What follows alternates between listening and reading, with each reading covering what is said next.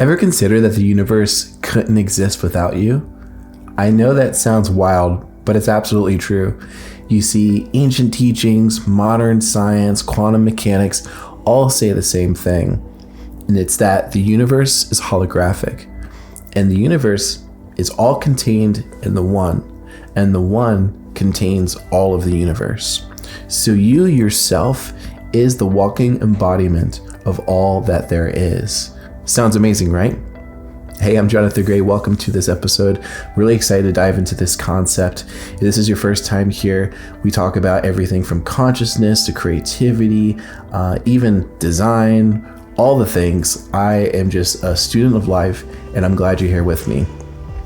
Now, the way that we got here as a civilization, as humanity, is really interesting to me because in the beginning, we had this very Newtonian kind of worldview, right?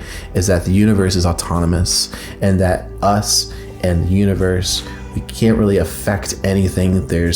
Everything is solid, everything has laws, and it's not malleable.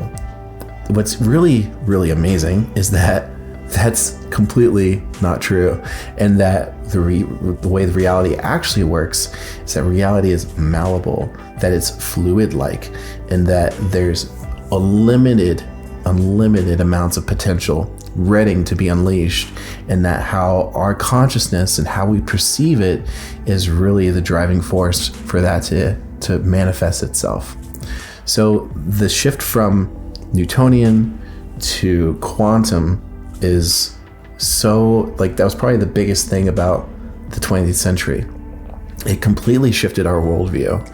And there's really amazing books out there. One of my favorite books is Neville Goddard's Thinking Fourth Dimensionally, and it talks a lot about this. And what's so cool is that Neville Goddard, he was in the beginning part of the 20th century.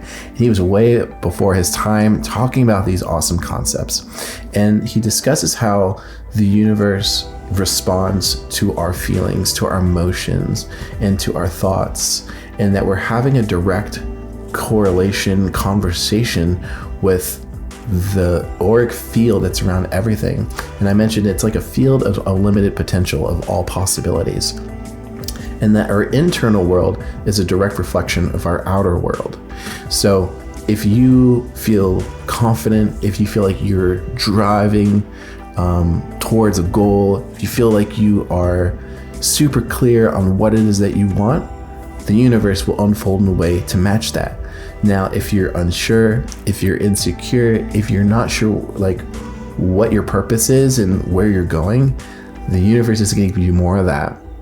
The universe is essentially like a mirror, if you think about it. And when you look into a mirror, you're not going to get a smile by looking at it. You have to smile first, and the universe is exactly like that. So whatever you show up as, it will give you as well. And there's a lot of opportunities here because we're not limited by our circumstances. We're not limited by who we are surrounded by our perceptions, and even our past. So we get to really use our creative potential to rewrite the script, to really say to ourselves, what does that next level look like for me? And how do I step into that? And this is why quantum jumping and all of these modalities are so powerful, because it really puts the ball in your court. It really says, hey, if there's something that's not working, what is it? And you have the power to change it. And to me, that gives so much sovereignty to yourself and to who you are, that you really have unlimited potential. Now, the best part about this is it's almost like a catalog. You get to really think about what it is that you want. And sometimes you're going to think you want things, you'll experience it, and then you realize, actually, I didn't want that at all. And that's cool because you get to just choose again. So what I would recommend is just going deep within and really asking yourself, what is this next level look like for me? What do I really desire? And how do I really want to show up in the world? Now, you can do this in multiple ways. My favorite way is I just love listening to music. I love being able to journal, maybe go to a coffee shop and just allow everything just to come through. I like doing stream of consciousness writing, and that has been a very powerful way for me to just allow whatever needs to come through and put it out onto paper. And you can always go with the idea of, writing 500 words and maybe trying to get a specific word count, and that's totally cool. But for me, what I do is just, I don't give myself any limitations. I'm just going to be here. I'm going to write. It might be 500 words. It might be 30 words. Let's just see what happens. So if you can kind of maintain the idea of getting out of the way and just surrender and allowance to it, then your conversations with the universe are going to get more in depth. You're going to open yourself more to these energies, and things are going to just flow a lot easier for you. Now, there's something I want to talk about with Russell Conwell. He's an author of this book called Acres of Diamonds. And the whole concept of the book, it's about this farmer, and his goal is he wants to find riches. This is like during the gold mine, right? The gold rush. So he's like, I'm going to sell my farm. I'm not, making any money off of this. I'm going to buy all this equipment and I'm going to get into the gold rush, and I'm going to make my millions that way. He sells his farm, buys all this mining equipment, and unfortunately, he can't find anything. He goes into poverty and he is struggling. And then what ends up happening is that the farm that he sold was actually full of diamonds. And that if he were to dig in his own backyard, he would have found his riches that was already within his land.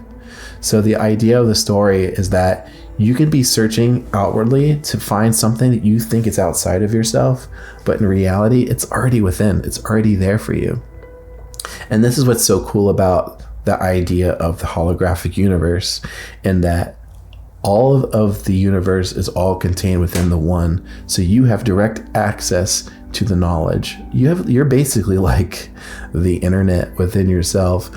And it's so fascinating because so many people, they're relying on AI to find answers for them. They're relying on coaches and all these people. They feel like it's outside of themselves. And yes, that could be a good guide for you, but ultimately you have to find the answers within.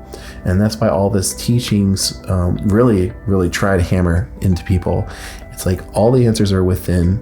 You have all the knowledge that you ever need, and you have your riches waiting for you to be found. See, the secret is you have to adopt this idea of abundance, and abundance plays such a huge role in this, because if you're coming from a place of lack, the universe is going to respond that way. But if you realize that hey, I am a containment for all of the universe, then everything you have is already within. So if you come at it from an abundance mindset, you will attract more abundance. So if you come at it from a place of scarcity, or you're feeling like you're not worthy, or that you don't know how it's going to work, all those things are going to be blockages for you. So the more that you can understand that the universe is abundant, that it is infinite, and that it's full of potential waiting for you to take that raw material and create something with it, then you're going to be working with something potent, and that's going to be manifesting so much faster than if you're coming from a place of, I don't know what I want. Where am I going with this? How is this going to work? Do I even deserve this? All of that negative energy is just going to keep blocking and pushing things away from you. So the way that you overcome all of that, you just have to do the inner work. You have to go within. You have to really ask yourself, am I worth it? Do I deserve this? And anything that comes up, you just got to do the work. You got to feel through it. Don't suppress it. Understand it. Make friends with it. Change your relationship to it. And then it'll alchemize.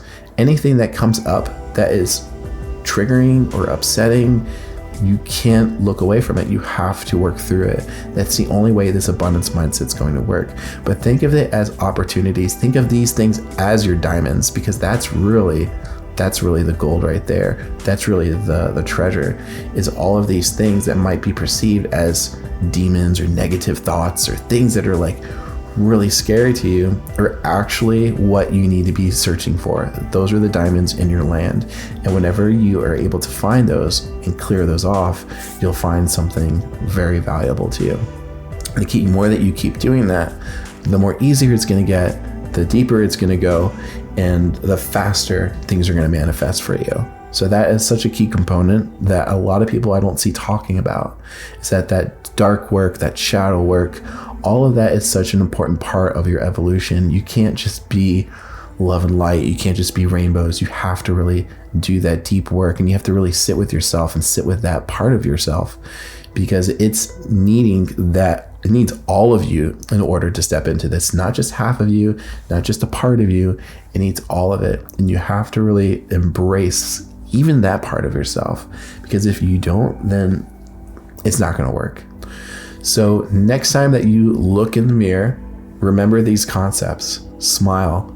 Let that be a moment to kind of trigger this whole concept that everything is a reflection of who you are, and choose in that moment. Who do I wish to be in this moment? How do I show up within this mirror that's going to mirror and radiate outward into the cosmos? So thanks again for watching. I hope this video was helpful. And if you enjoyed it, please subscribe, and leave a comment and let me know if there's anything else you'd like me to talk about. But thanks again. Hope you're having a great day, and I'll talk to you soon.